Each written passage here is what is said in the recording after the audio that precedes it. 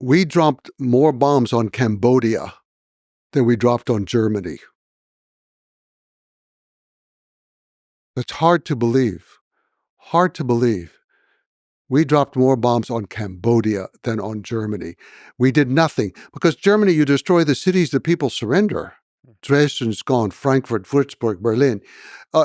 In Cambodia, you can bomb the countryside forever. You can kill the people, and they did. You can use chemical warfare, and they did.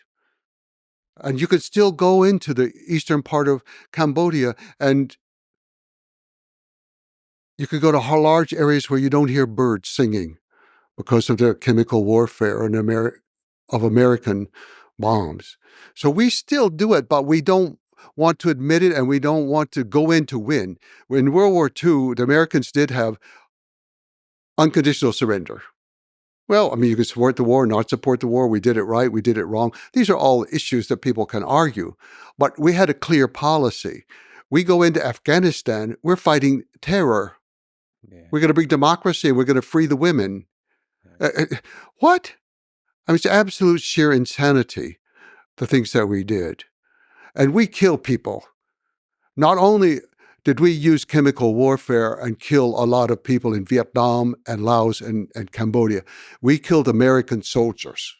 We killed American soldiers, and my father was one. He died from Agent Orange disease.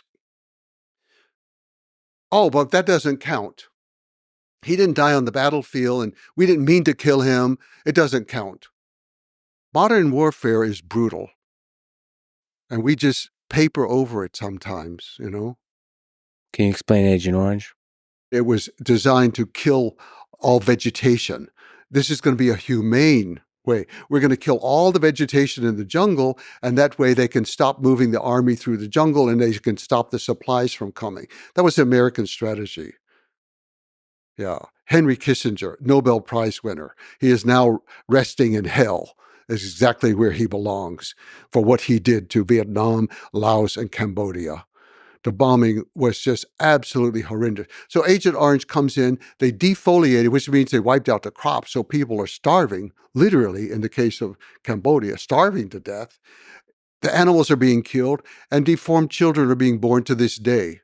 And American soldiers died by the thousands, not immediately, not on the battlefield, not right there. They go home, they have the disease, they linger, they take the whole family down with them in an emotional trauma of becoming slowly paralyzed and dying. We did that to our own people. So yeah, warfare, I don't think we're any more humane with it any better today than in the past. It's just we can hide parts of it more easily and deny it more easily. If you're killed by a Mongol, it's very clear you're killed by a Mongol. You're killed by friendly fire in American war, it's a different matter. It seems that what people mean when they say that war is hell, that yes, in some deep sense, everybody loses, no matter the narrative you put on top of it. Yes. Yes. I'm not a pacifist again, but I think war is acceptable in some situations, but the more controlled it is, the better. My effort is not to do away with all the things that happened under Genghis Khan with the brutality and all like that, but it's to measure it against what goes on today in the world today. And we have different images. There are two images of Genghis Khan. One is our image. He's a barbarian on a horseback, killing people and raping women all the time. The other image is the Mongolian image. And when they finally built an official statue of him in this century for the 800th anniversary of his founding of Mongolia, they had to think about how to present him to the world and to themselves. And they chose the Lincoln Memorial as the model. He was the late great lawgiver of the Mongol nation. And so he's seated there in front of the Mongolian parliament.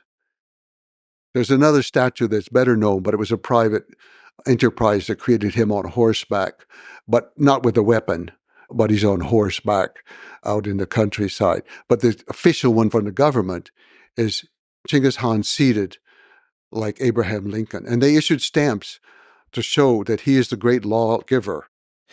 And the truth is somewhere in between, I Well, suppose. yeah, or depending on where you are and how you want to see it, you know? Yeah.